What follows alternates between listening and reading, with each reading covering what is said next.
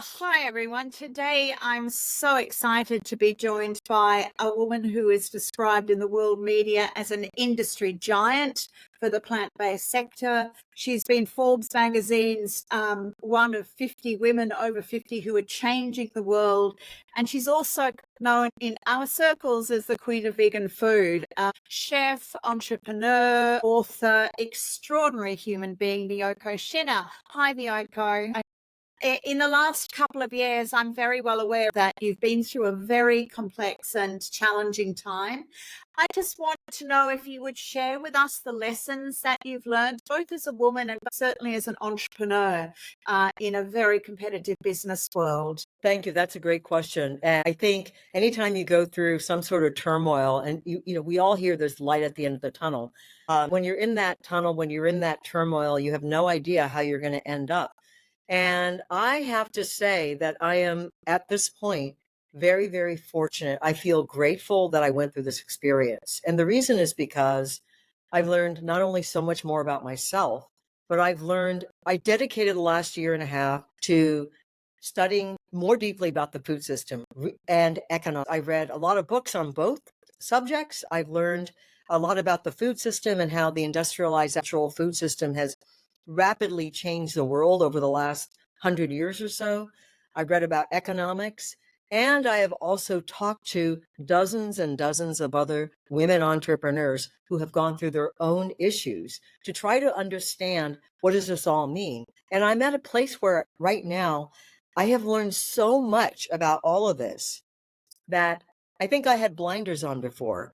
What I've learned is that when you are selling something, you do not have clarity of the truth. You cannot see what is true because you're so busy trying to sell something. So I am so glad that I'm no longer selling anything, and I can really become a true fighter for justice and equity in the food system and for women entrepreneurs. So that's really where I've landed. And I don't think I could have gotten there had I not been, kicked out of my own company. And it sounds really, really weird, but I'm actually grateful for it. I am actually at a very, very good place right now. And I feel like I've got my work cut out to try to create more justice and to create awareness of what we need to do to fix some of the problems that technology and capitalism have caused in the food system. I think that's an incredible description of the journey you've been on, and lots of food for thought, if you pardon the pun, in your response. But the extra learning that you've done, clearly it's really crystallize your views on fresh plant-based diets. We're at a point where we think technology can fix everything. And we talk about the climate change, we talk about people in underdeveloped countries that are undergoing famine or starvation, and we think that we as a westernized society can go into these places and fix their problems when in fact we are the ones that actually created it.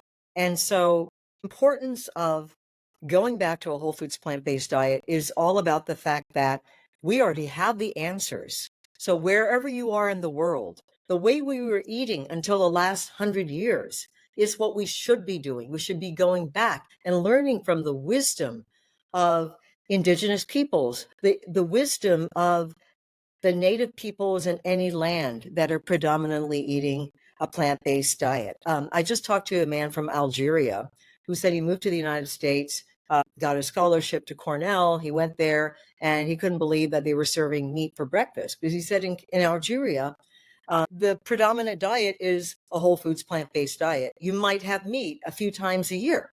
It was a luxury. So you never thought about meat as the foundation of your diet.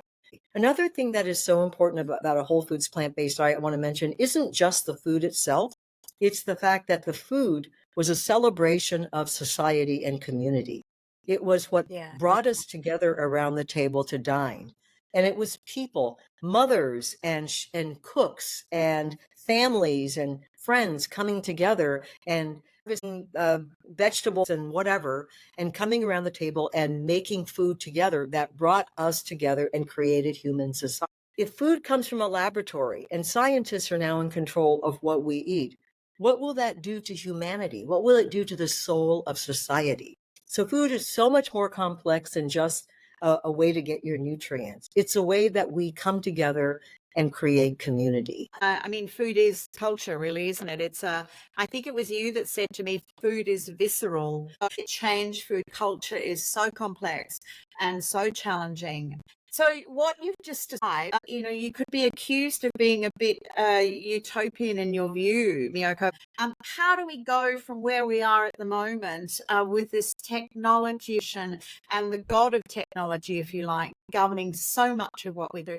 How do we go from there to the simple, more, I would argue, more wholesome, more community that you're advocating for? Lisa, that's a really, really great question. I have to be honest, I don't have all the answers. But I do know that more and more people are expressing this view. And in the United States, we have what's called a loneliness epidemic. The Surgeon General actually said that 50% of the population of the United States is lonely. They're lacking community.